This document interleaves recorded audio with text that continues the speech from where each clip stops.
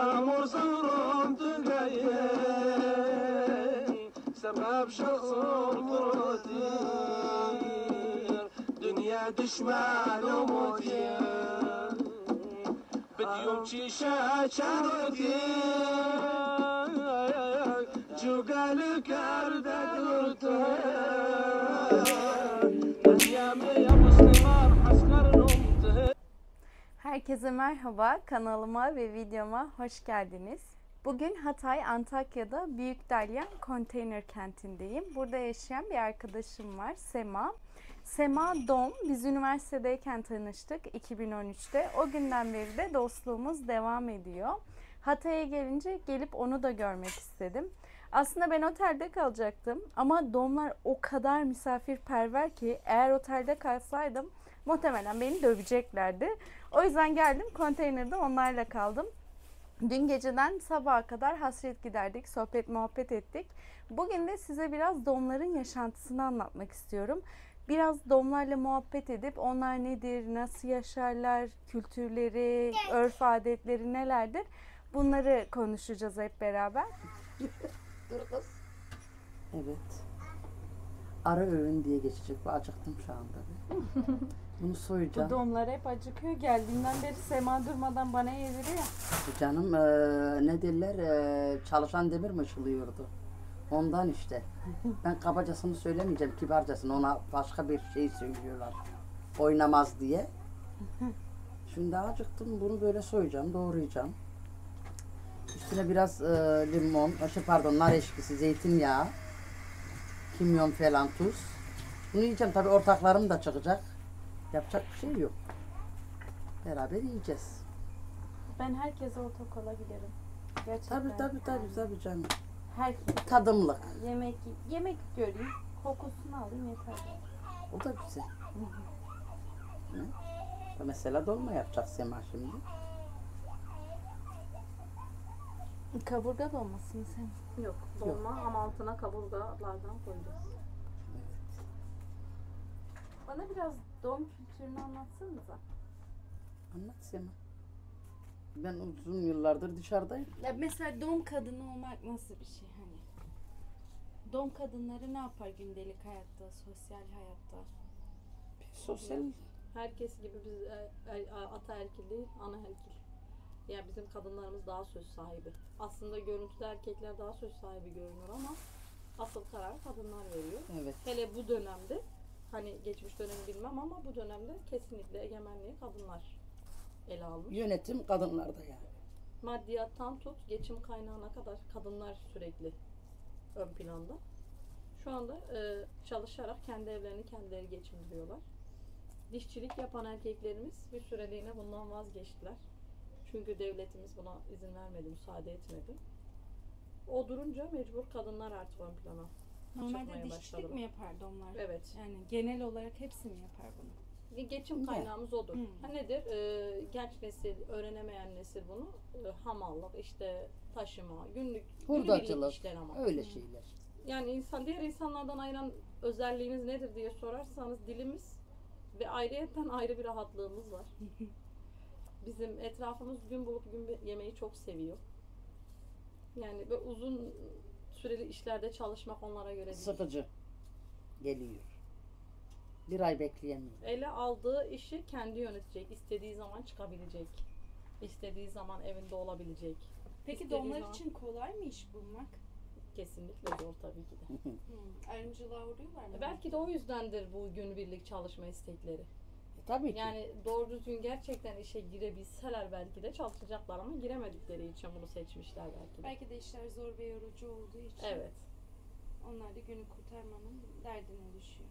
Yani ben geçen yani komşumla oturdum. Siz üniversite okusanız da size iş almazlar ki dedi bana. Belki de o dışarıdan bakarak daha iyi anlamıştır bunu. Biz içinde olarak Bir onu ayrımcılık yakıştıramıyoruzdur illaki vardır kendimize canım. ama o yakıştırdı mesela. Siz üniversite okusanız da almazlar kızım sizi dedi. Evet. O şekilde yani. Öyle bir ayrımcılık var. Diyorsun ya içinde olduğunu fark etmiyorsun ama dışarıdan biri daha iyi fark ediyor bunu. Peki Buranın Antakya'da yaşıyorsunuz ya. Evet. Buranın halkı size nasıl bakıyor? Kurbat diyor bize.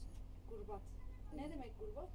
Yani onların gözünde işte çingene, aptal. Herhalde öyle görüyorlar bizi. Aslında değiliz onların Gurbet böyle dedikleri. biraz gurbet gibi bir şey mi? Aslında Zaten oradan gurbetten türemiş. gelmiş bizim soyumuz. Çok göçmüşler, konmuşlar. Yani yeşil alan buldukları yerde, sulak yer buldukları zaman orada günlerce konaklamışlar. Geçimlerini orada sağlamışlar, dişçilik yapmışlar. Mesela eskilerimiz, çok çok eskilerimiz kuyumculuk bile yapmışlar.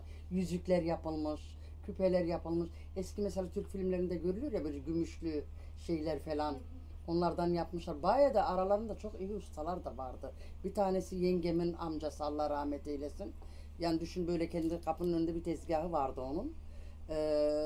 Ben çok iyi hatırlıyorum. Onun yanında tutup böyle körük diye bir şey vardı. Ateşi onunla hızlandırıp eritip o erittiği gümüşü şekillendiriyordu. Mesela düşün, makasını yapıyordu, cımbızını yapıyordu, tırnak makasını bile yapıyordu. Şöyle birkaç tane bir şey arasından böyle çıkıyordu, katlıyordu kendisini, bir şekil alıyordu. Peki konup göçerken mi yapıyordu yani? Evet evet, konup geçerken daha sonra da yerleştiler artık.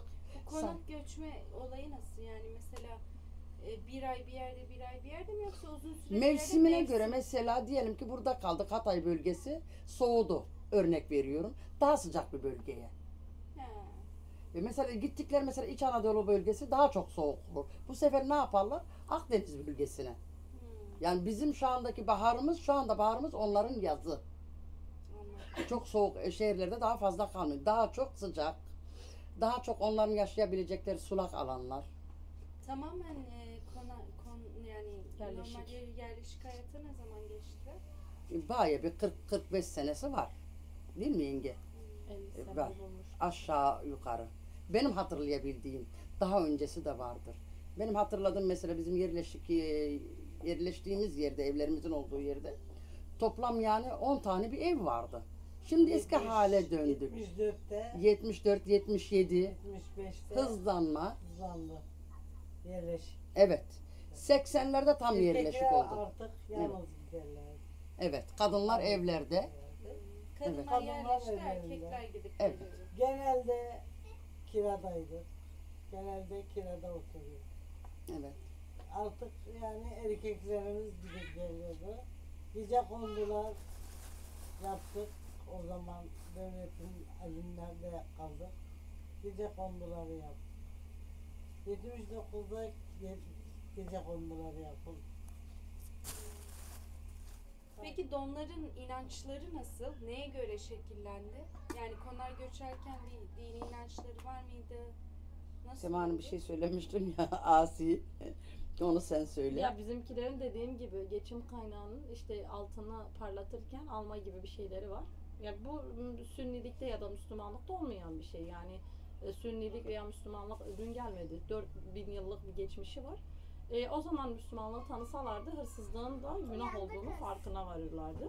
Bırakmadım. Ama anladım. farkına varmadan dini inanç olarak evet bir Allah var ama içinde değiller yani. Tamamen hani Müslüman mıyız değil miyiz onu kestirememişler diye Bilincinde düşünüyorum değillerdi. ben. Daha sonra yerleşiğe geçtiklerinde Hatay'a geldiklerini biliyorum ben. Hatay'a gelen kesim yani Sünni tarafa yerleşmiş diyelim ki. Bizim bir Alevi kesimimiz de var. Eğer o tarafa yerleşmiş olsalardı bence o dini Yani benimseyeceklerdi. yerleştikleri yere göre şekil almışlar. Evet, evet.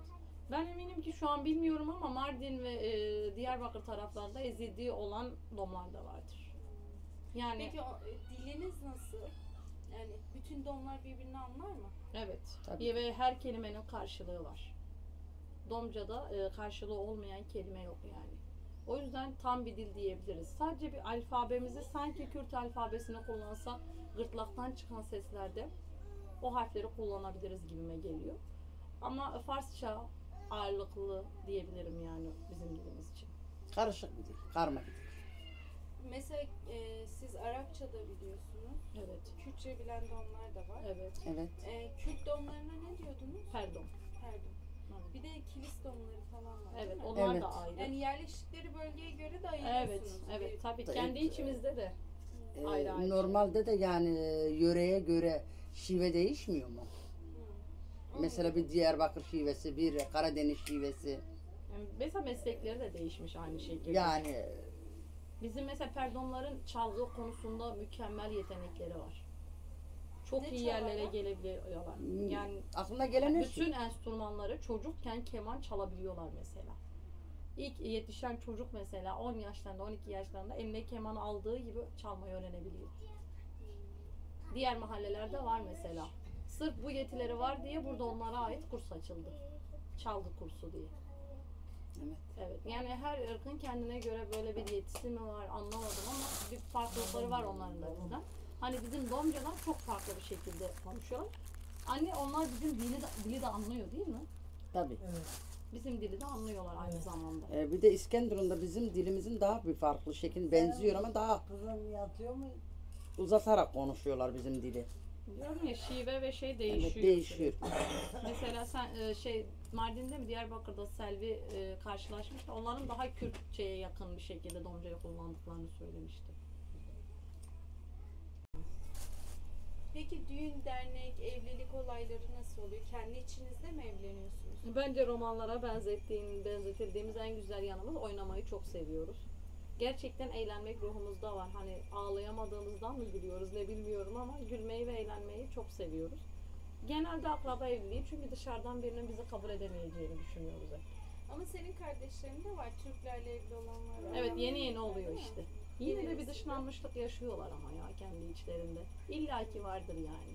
Ya Evet, geçmişten anne, baba. kalan bir şey söylenmiş artık bu. Yeni neslin içinde de kalmış bu aslında yani. Kayın aileye gidince yani karşı aile tarafından dışlanma oluyor mu? Yabancı oldum mutlaka olur ki. İlla Ya ki. insanoğlunun zaten kökeninde bir dışlama yok mu zaten? Yani yapacaklar. Annesi babası hani kızına ondan saygı gösterir yapmaz ama onun amcası yengesi yapar. İlla ki İlla hepsi ki seni bir sevecek yerden diye bir kimse yok.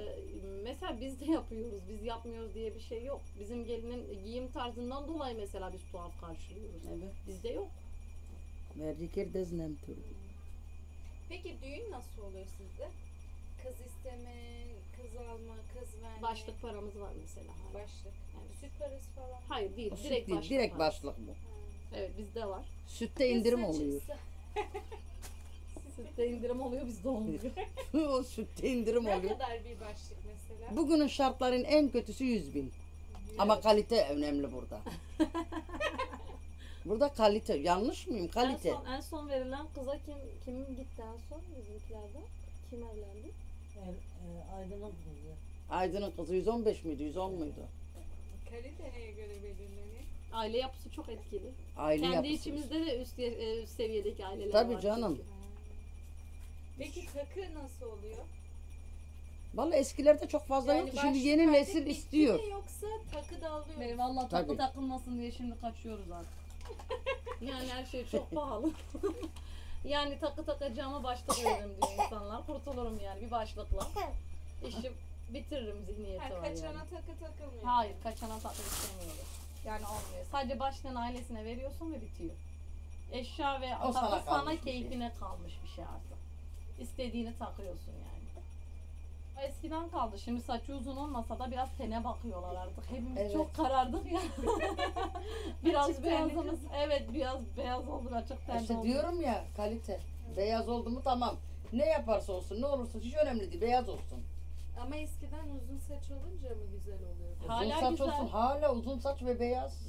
Beyazlığı geç uzun saçın oldu mu onun sözü ayrı olur zaten yani. Yani o yüzden bekarken kızlar saçlarını kesmiyor. Kesmiyorlar yok. Yani kesmiyorlardı. Şimdi kesiyorlar artık. Kız benim gördüklerimin hepsinin saçı uzun. Valla şimdi kesilmiş halleri bunlar. Baksana Seda'nın saçına nasıldı. Gördüm. Bayağı uzundu yani. Hiç annem makas vurdurmazdı. Onlar şimdi kestirebiliyorlar. Bizim bir ördüğümüz saçımızı bir hafta öyle kalacaktı yani. Asla açamazdık. Bak şimdi gücüm Ben hatırlıyorum yengem benim çocukların saçlarından küçük bir yastık ve kendi saçından. Kendi saçım mı? Kendi saç ve çocuklarından. Böyle bir yastık yapmıştı. Ben onu çok iyi hatırlıyorum. O kadar ki uzamış. Evet o kadar uzundu saçları.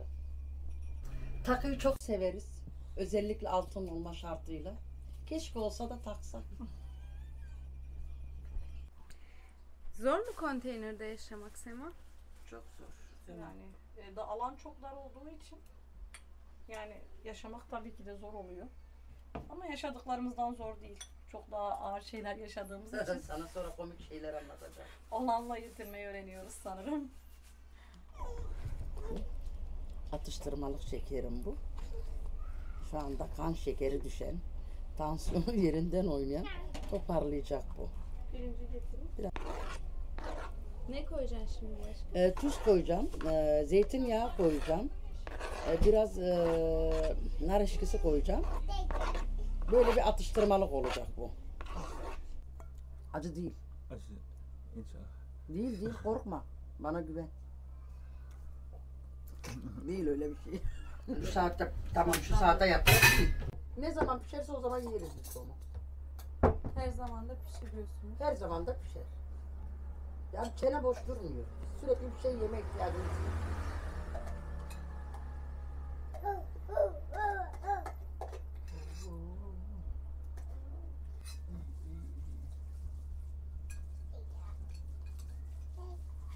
Şöyle bir şey var. Türkçeyi en düzgün konuşan domlar biziz. Şive yok bizde. Bizde şive yok.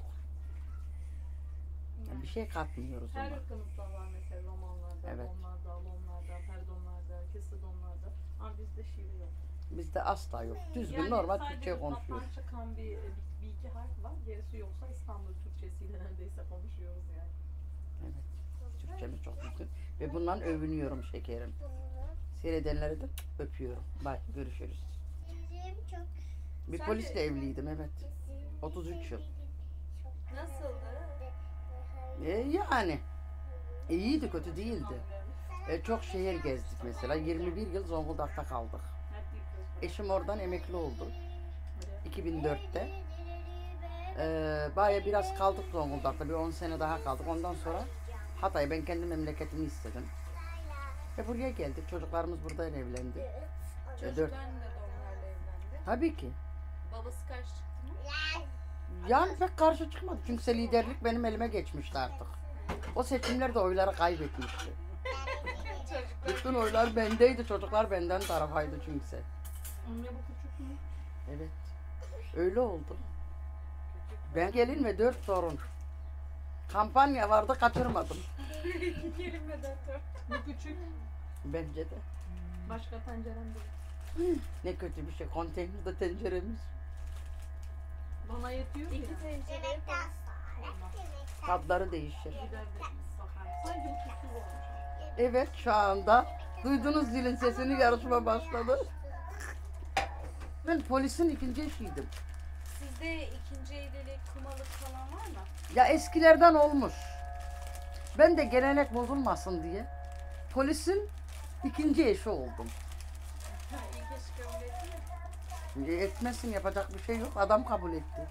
Yani kuma mı oldun yoksa boşanıp senle mi evlendin? Ya boşanmak istedi, bir türlü olmadı. Yani ömür de yetmedi. Depremde öldü. Ondan sonra kağıdı geldi. Ay güldürme. Yani nasip değilmiş, yapacak bir şey yok. Çok istedi. Peki domlarda genel olarak var mı? İki Ya eskilerden varmış, şimdi yok yani. Yok, şimdiki nesil daha farklı bakıyor. Daha ciddi bakıyor. Yani bakmayan da hiç evlenmiyor. boşanma nasıl oluyor sizde? Pek nadir. Yani öyle çok boşanan falan olmuyor yani. Çok. Kabul edilebilir bir şey mi boşanmak yoksa? Yani eskilerden belki tuhaf oluyordu ama şimdiki nesil onu bir şekilde kabullendiriyor. Hani çağ ayak uydurma. Artık eskiler de yenilere uyuyor. Yani fikirlerine de saygı duyuyorlar. Sagoş, kapıya gel canım. Efendim, buyur, misafir var. Buyurun, hoş geldiniz bu arada. Hoş buldum. Nasılsınız? Teşekkür ederim. Siz nasılsınız? İyiyim ben de. Domlar nasıl yaşar diye öyle bir videoya çekelim dedik. Biraz doğaçlama çekiyoruz. Evet, daha iyi yapıyorsunuz. Domlar hayatın akışına göre yaşıyor. Hayatın ona getirdikleriyle yaşıyor. Yani plan, program olmadan genelde yaşıyor. Çünkü şu hedefimiz var, şunu da yapalım. Hele eskiler, bizden önceki dönemler asla plan yapmazdı. Ve gelecek kaygısı çok hissetmezlerdi. Gelecek Gün bulup kaygımız gün çok yiyorlardı. yok. Gün bulup günü bitirebiliyorsak, günü idam edebiliyorsak bitmiştir bizim için. Gel kızım gölge. Yani bu böyledir. Domlar bu şekilde yaşar. Nasıl peki dom olmak? Çok güzel bir duygu. Kendimi ayrıcalıklı hissediyorum. Evet.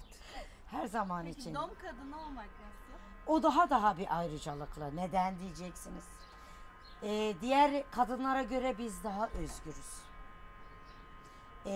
Daha rahat yaşayabiliyoruz ve daha rahat istediklerimizi yapabiliyoruz.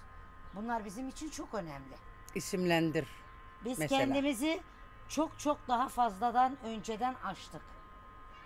Yani köyde yaşayanları küçümsemiyorum asla. Bizim bir köyümüz bile yok.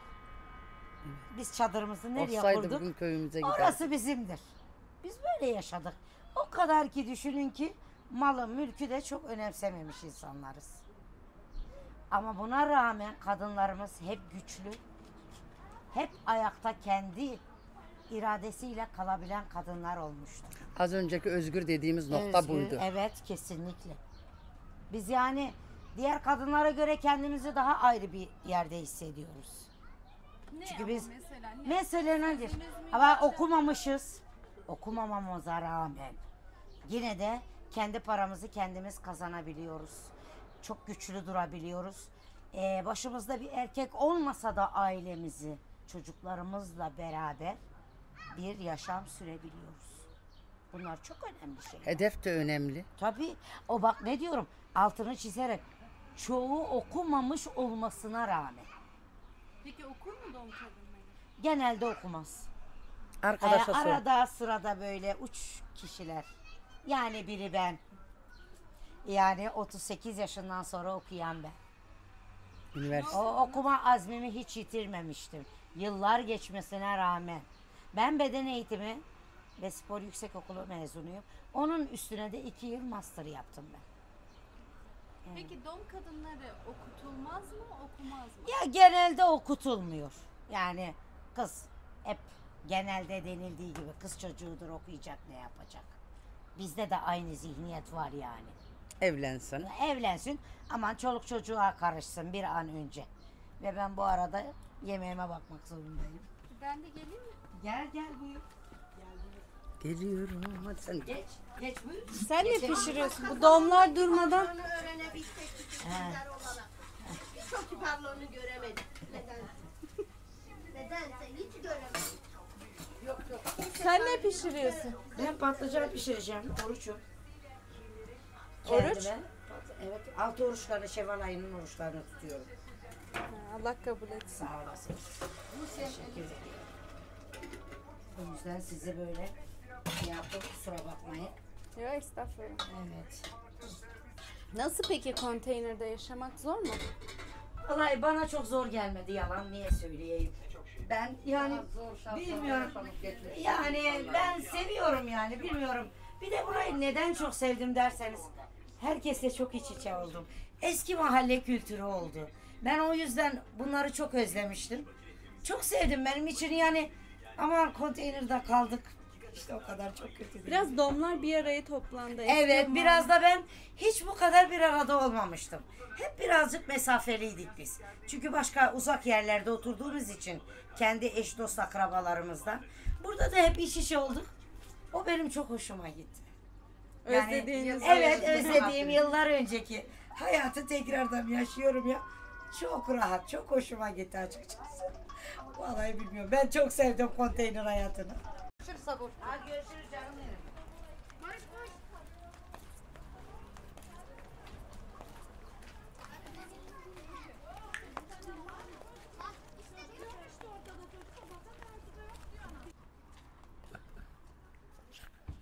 Zahter değil mi abla bunlar? Sahte kekik. Bayılıp konuşuyor ama konuşmadı. O hiç artacak.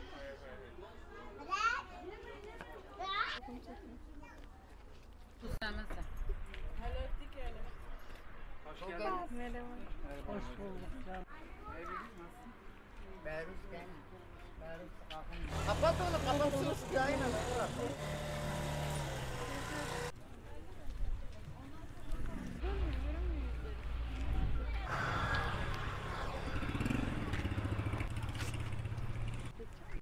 Çocukları çekmek istemiyorum.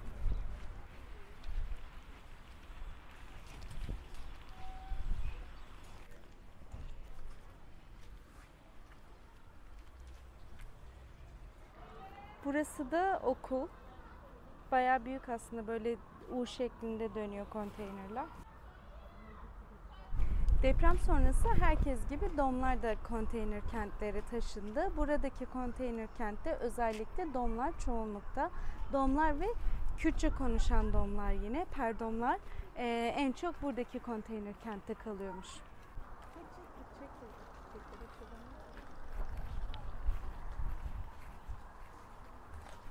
Kolay gelsin.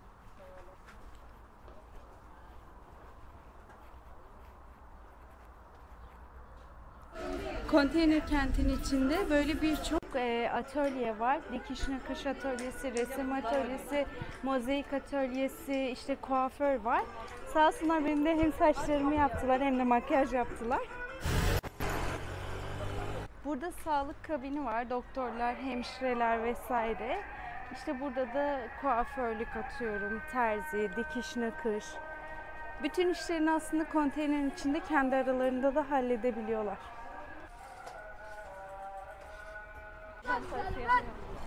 Veriyor musun? İçmeyeceğim, ben seni biliyorum. Biz o yüzden.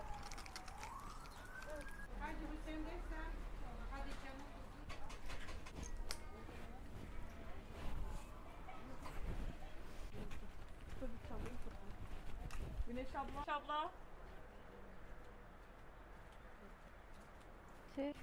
Konteynerler tek oda ve 1+1 şeklinde ailelere veriliyor.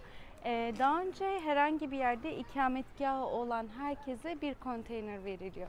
Mesela bir aileden 3 kişinin ayrı yerlerde ikametgahı varsa ayrı ayrı konteyner veriliyor.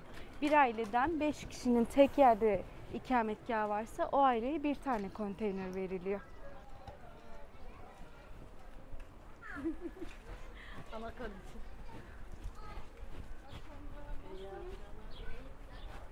Mahalle çiçeklerden dolayı çok güzel. Allah razı olsun. Sağ olun.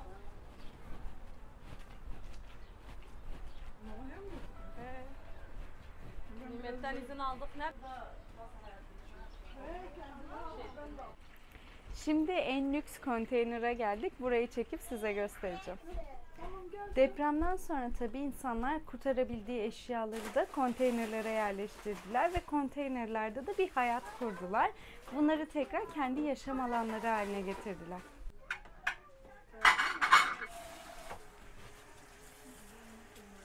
Patlıcanlarını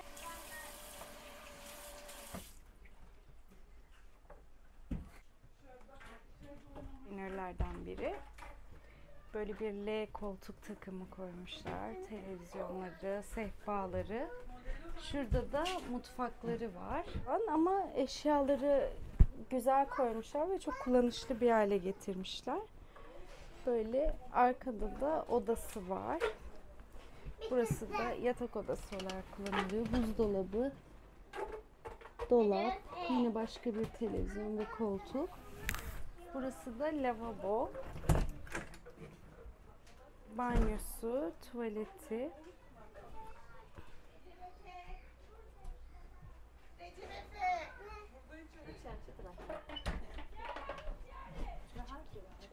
Burası bir konteyner. Bu tarafta da başka bir konteyner ve bu arayı kapatmışlar, şöyle üstünü, arkasını. Buraya makinalarını koymuşlar. Alttan da yine mermerlerle. Burada yine yemek falan da pişiriyorlar. Hem evin içine de koku sinmemiş oluyor. Bu da başka bir konteyner yine. 4 kişi yaşıyor. Anne, baba, 2 çocuk. Diğeri de öyle. Diğer konteynerde de 4 kişi yaşıyordu. Yine burada da depremden kurtarabildikleri eşyalarını getirip yerleştirmişler.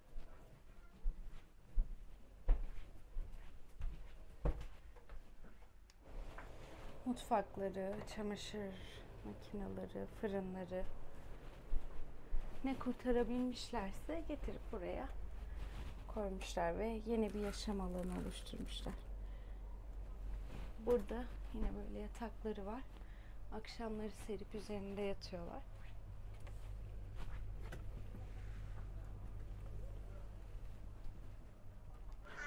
Bir videonun daha sonuna geldim. Bu tarz içeriklerin devamı için kanalıma abone olmayı unutmayın lütfen.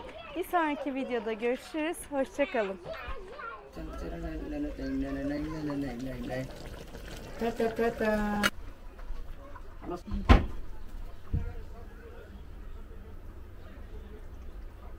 Şıp.